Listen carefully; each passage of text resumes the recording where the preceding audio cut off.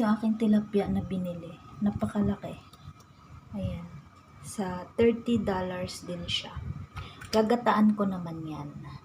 Para meron akong ulan. Ito po yung aking mga ingredients. Meron akong konting sitaw, sibuyas, and bawang at luya. Pinagsama ko na. At yung aking malaking tilapia. Ayan. Hinati ko na sila guys kasi masyadong malaki. At saka syempre yung gata. So, ayan. Let's start cook na. First, maggisa muna tayo. Igisa muna natin yung ating mga ingredients. Let's start.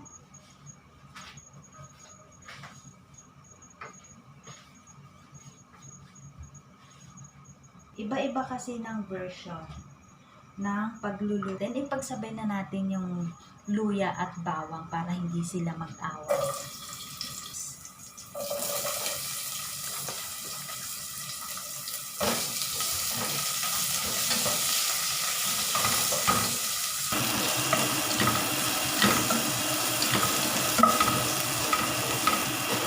So, ilalagay ko na guys yung gata.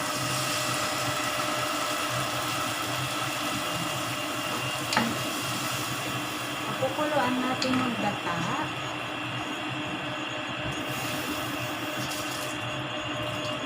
Mag-add tayo ng tubig. Pwede na siguro. Hanggang sa kumulo siya guys.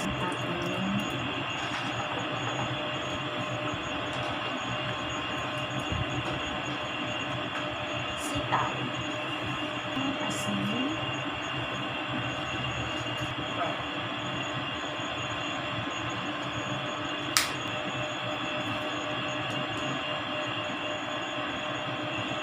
So guys, pag kumulo na siya, saka natin lalagay yung isda.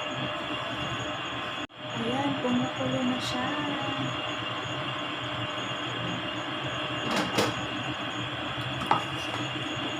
Pwede na natin ilagay yung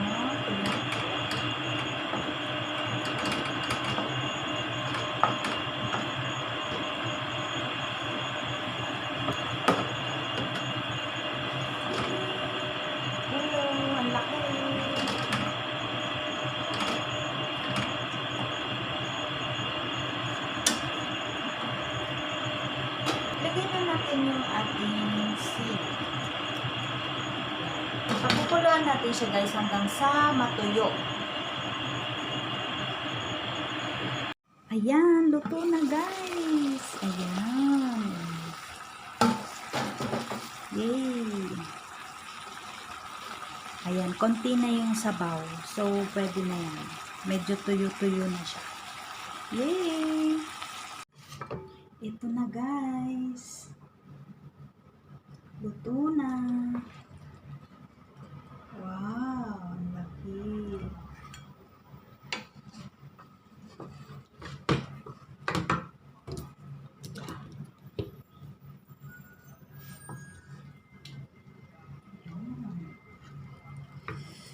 Sarap.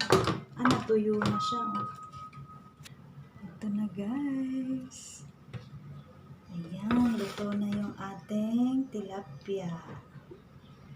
Diba? Ang creamy na niya.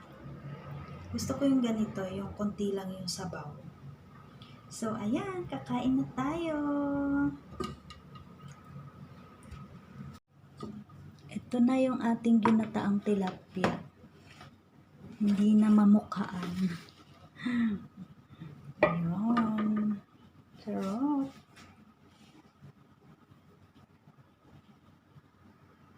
Na guys, kain na muna tayo. Tikman natin itong tilapia na ating niluto. Samahan niyo ako guys na kumain.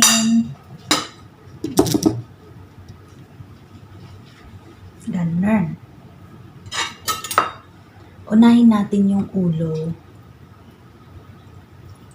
Sinong mahilig dyan sa ulo? Shout out!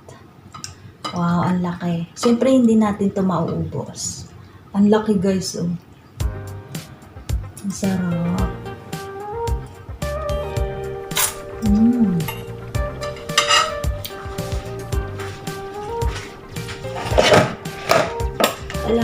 lalagyan ng tinik.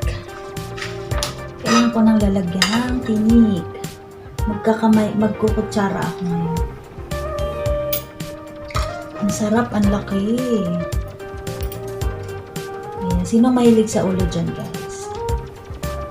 Ayan. Bakit kaya, no? Yung part ng ulo talaga masarap. Pwede na!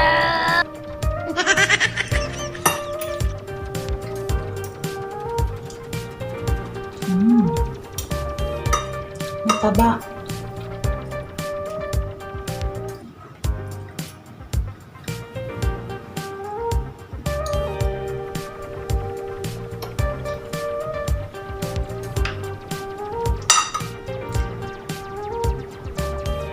Sitaw lang yung nailagay kong gulay. Kasi wala akong nakitang pechay kahapon.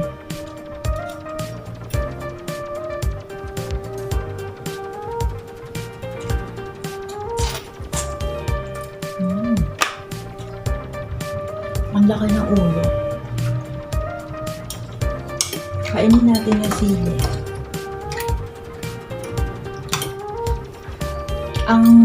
Ang lapot nung sabaw.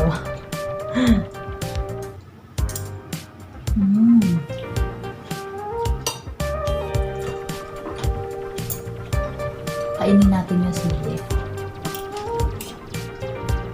Para maganang kumain. Nakakaganang kumain ng maanghang.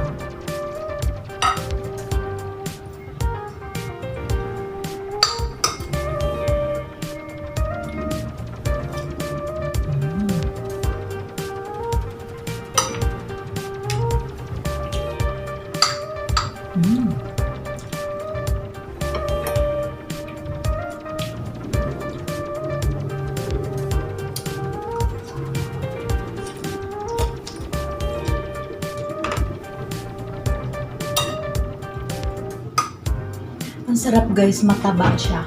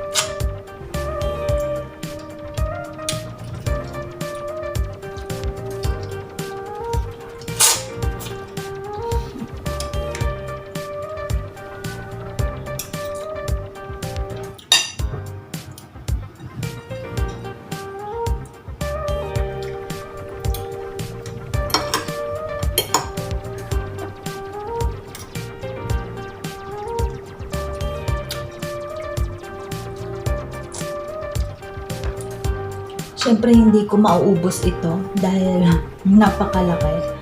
Isang kainan lang yung kalahati.